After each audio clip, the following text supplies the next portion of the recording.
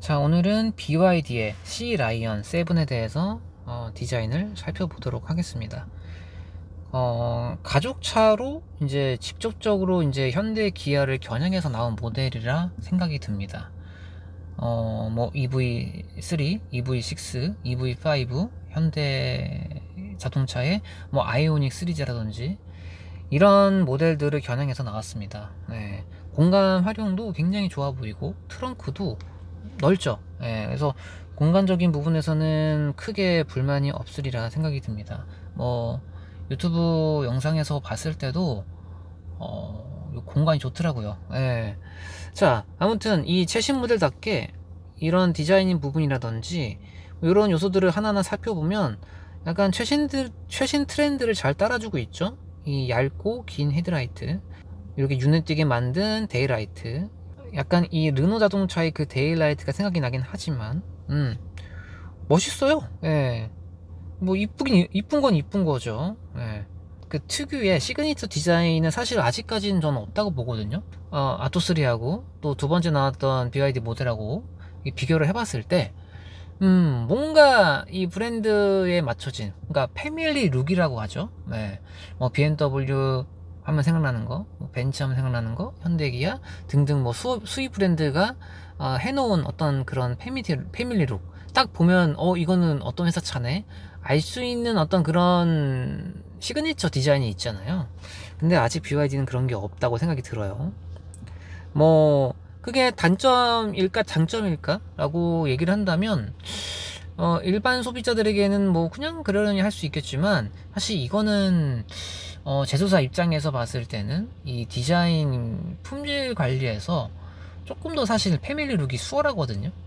물론 뭐 대중서의 느낌이네 라고 많은 분들이 얘기하지만 그 안에서 디테일감이 굉장히 많이 좋아졌어요, 옛날 그 브랜드의 모델 대비.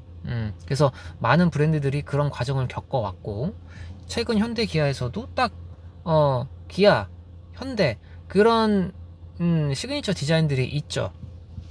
자, 전기차의 장점과 더불어 중국제의 저렴한 가격에도 불구하고 풍부한 옵션도 나름 준비하고 있다고 봤어요. 예, 그래서 그런 부분들도 많이 어필을 좀 할 수 있으리라 생각을 좀 합니다.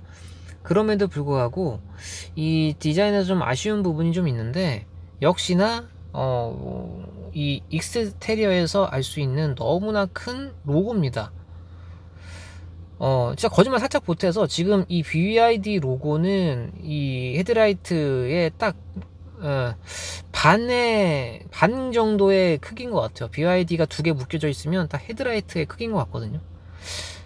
게다가 요즘 이제 트렌드가 라이트가 약간 얇아지는 추세죠.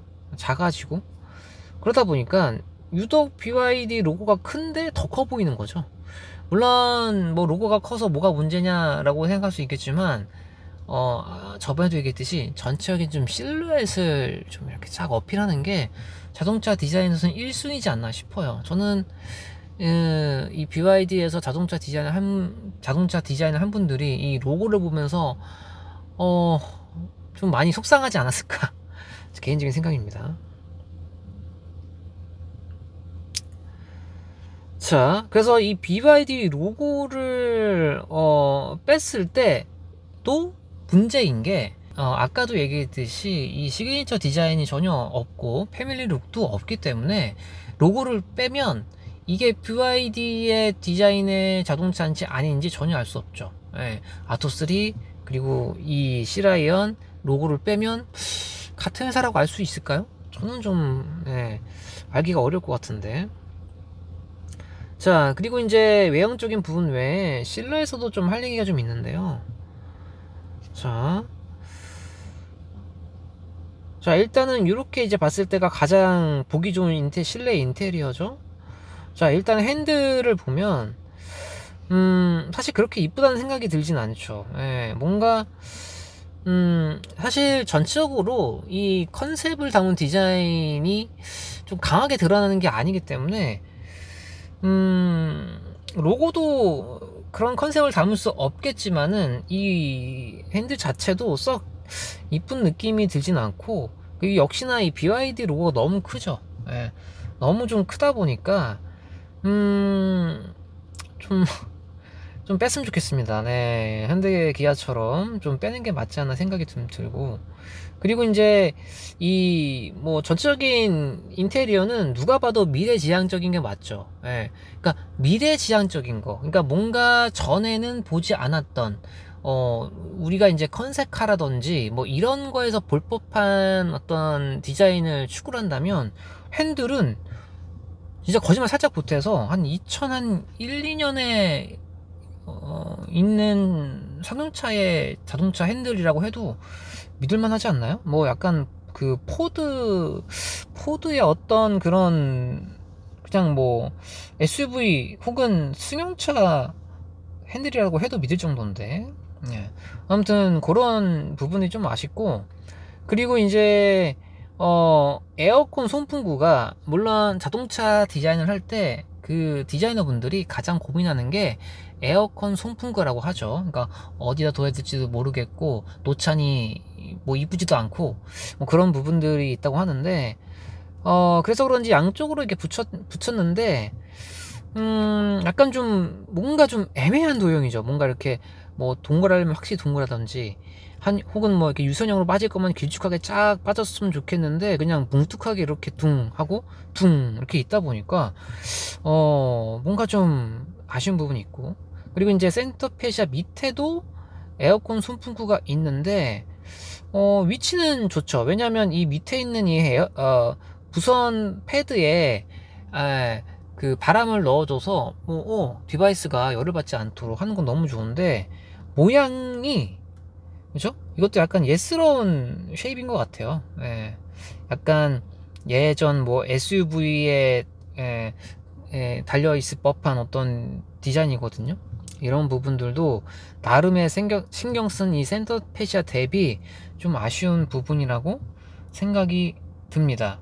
그리고 이 도어 쪽 디자인인데, 센터페시아는 뭐 그리 꺾은 건 없어요. 그러니까 무슨 얘기냐면 그냥 뭐 이렇게 굴곡이 그게 큰 게 아니라 뭐 간접 조명을 하기 위한 이 앰비언트 라이트 그 안에 살짝 꺾은 거 외에는 사실 유광 패널 밑으로 싹 그냥 둘러서 빠지는 디자인이거든요.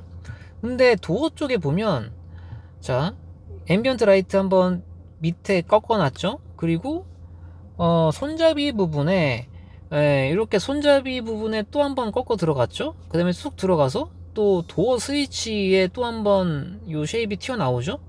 그 다음에 또 여기도 손잡이 부분이 있네요. 예. 그리고 그 밑에 또 주머니, 그러니까 이 수납 공간에 해당되는 부분이 또 튀어나왔습니다. 그러다 보니까 앰비언트 라이트 쪽 들어갔고 또 한번 도어 쪽에 한번 튀어나왔고 또 들어가고 도어 스위치 튀어나오고 그리고 또 쑥 들어가서 또 밑에 수납 공간 튀어나오고 이러다 보니까 되게 막 울퉁불퉁 하거든요, 이 부분이. 그래서 이 약간의 비교적 밋밋한 센터페시아 디자인 외에 이 도어 부분이 너무 튀다 보니까 시선 처리가 어디에 둬야 될지 모르겠어. 예. 사실은 저는 개인적인 기준으로는 핸들이 정말 이뻐야 한다고 생각하거든요. 여러분들 시승이라든지 한번 이렇게 뭐 체험을 하기 위해서 한번 이렇게 자동차에 앉았을 때 가장 많이 보는 게 계기판하고 핸들 아닌가요? 가장 첫 번째로 보는 게. 그래서 계기판하고 핸들은 정말 중요하다고 생각이 드는데, 이런 부분들은 조금 아쉬운데 도어만 막 화려하게 해놓다 보니까 약간 좀 그렇죠. 그러니까 첫인상에서 뭔가 강하게 뭔가 이렇게 이쁘다는 표현 받기가 굉장히 어려운 거죠.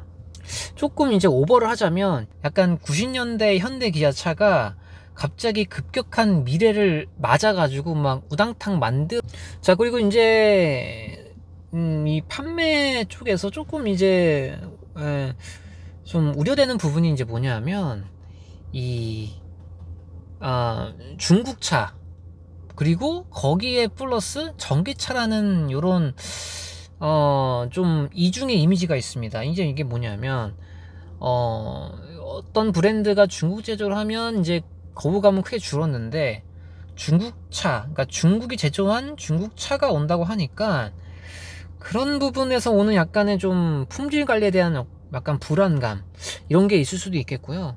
거기에 또 더 얹어서 전기차 자체의 불신.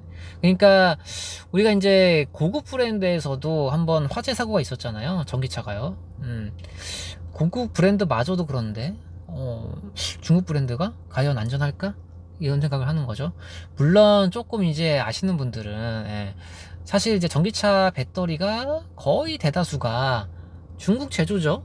뭐 한국도 있고 일본도 있습니다만, 그래서 실질적으로는 그렇게 위험할 것 같지는 않은데 소비자가 생각하는 그런 이미지가 있다는 거죠. 그래서 결국 브랜드 신뢰도가 조금 이렇게 실추되는 상황이다 보니까 그런 부분에서 소비자들이 어떻게 생각을 할지 저도 굉장히 기대되는 부분입니다. 뭐 가끔 아토3라든지 그런 모델들은 종종 보이긴 하더라고요. 자, 그럼에도 불구하고 여러 가지 아쉬움들이 있지만 가장 중요한 건 사실 이렇게 싸지만 않은 시장에서 싸다는 게 문제죠. 싸기 때문에 그런 부분들이 어떻게 보면 정말 경쟁력이 있을 수도 있겠습니다.